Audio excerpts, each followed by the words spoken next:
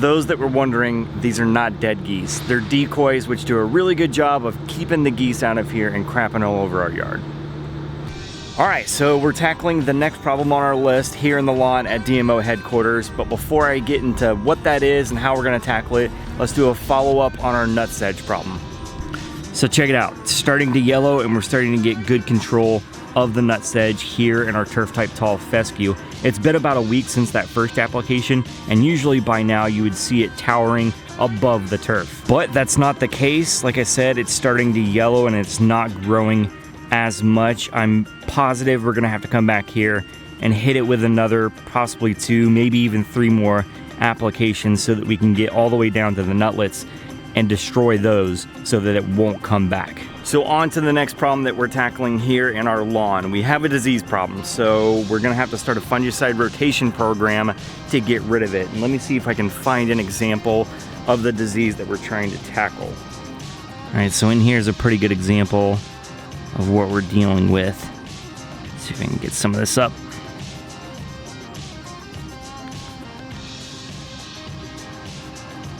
There we go. That's the problem that we're tackling today. Right here is probably a better example of it. There you go, see if I can get that in focus. Boom. Pretty sure this is leaf spot, so this is what we're gonna be treating for here in the turf type tall fescue. And because it started out at 72 degrees when I left my house this morning and got all the way up to 80 by the time I got here to the office, yeah, I'm gonna go ahead and get to mixing and spraying, and then we'll dive into all the details after.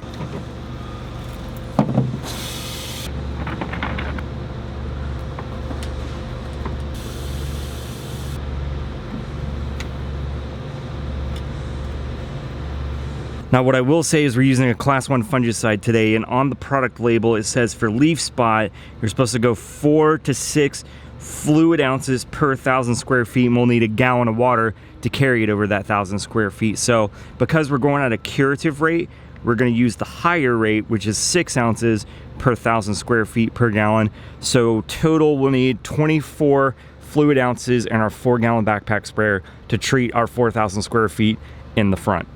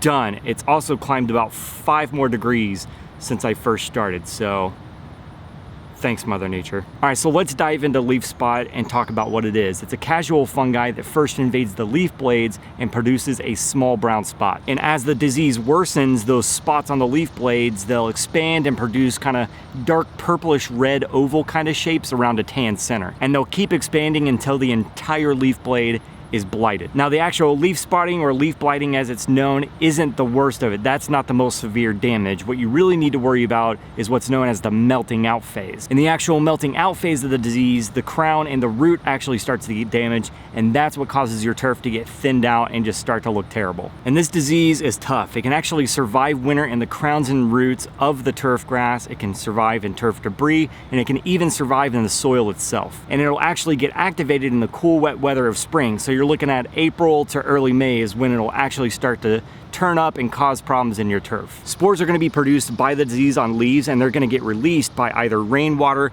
or irrigation water onto newly emerging leaf blades, which in turn will cause leaf spot on those new blades. And you're really going to see it start to take off about mid to late spring. And when late spring and early summer roll around, that's when the spores wash down to the crown and root areas, causing the melting out phase of the disease. And again, once you get to that point, the turf is going to start to get thinned out and just start to look like crap. Another thing to know about leaf spot disease is it's not just a spring problem. During the late summer, all grass species are susceptible to this disease. Kentucky blue, perennial rye, tall fescue, bent grass, fine fescues, all of them can be affected by this leaf spot. Now, it's really hard to predict when this disease is going to take hold of the different grass types that I just listed and all the other ones that it affects. So you really just have to keep an eye on your turf while you're maintaining it. And if you start to notice a problem, jump on it immediately. Now, something that's really going to fuel the problem is if you put excessive nitrogen down in early spring. And on the other side of that, if you have a nitrogen deficiency, that can also open up the turf to this disease. So you got to try to find the middle of those two and get the right balance of nitrogen in the yard so that it's healthy and does not open itself up to the leaf spot problem. Now, the best way to control leaf spot and any other kind of disease is to put down a fungicide like what we just put down in our turf type tall fescue. Correct application and timing are critical when it comes to controlling disease in the turf. So again, for our turf right here, the turf type tall fescue at DMO headquarters, we did a curative rate, which means we went at the higher fluid ounce rate per 1,000 square feet with the class 1 fungicide that we just put down. Now, the best way to tackle a disease problem, like we've already preached in previous videos, is to do a prevention versus a curative. We want to stop it before it even happens, but it's already here. So again, we just got to attack it with that curative rate, and we're going to apply at 14-day intervals. So we did our first application with this class 1. We're going to wait 14 days, do a second application, and then 14 days later, we're going to hit it with probably a class 11 fungicide, and we can probably lower our rate by then. We'll apply that, we'll wait 14 days, do another application of that class 11, and then just kind of assess and see where we're at. Hopefully by then we'll have the disease under control, but we'll just have to wait and see. Now, with leaf spot, when applying fungicides, if it's at the melting out phase of the disease, we're most likely gonna see little improvement because the damage is already done. If you're at the melting out phase of the disease, what you're gonna have to do is either encourage regrowth of the turf that is already there, or you're gonna have to overseed to try and get new growth going in those areas. So we got our first application of our class 1 fungicide down, and we're just gonna wait 14 days from here, do our second application, and just really get on our fungicide rotation program and try to get this leaf spot disease under control here in the turf. But that's not the only problem we got.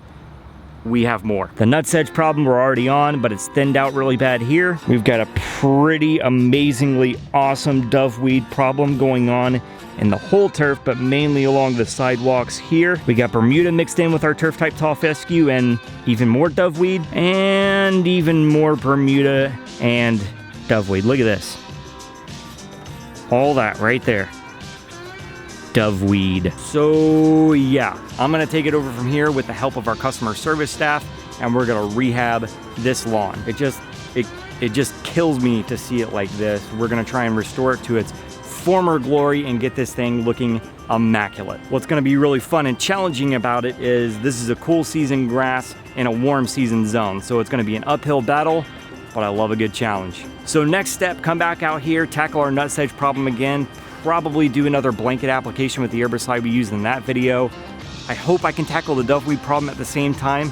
I don't know, I gotta check up on that, check in with customer service staff, see if we're cool to do that.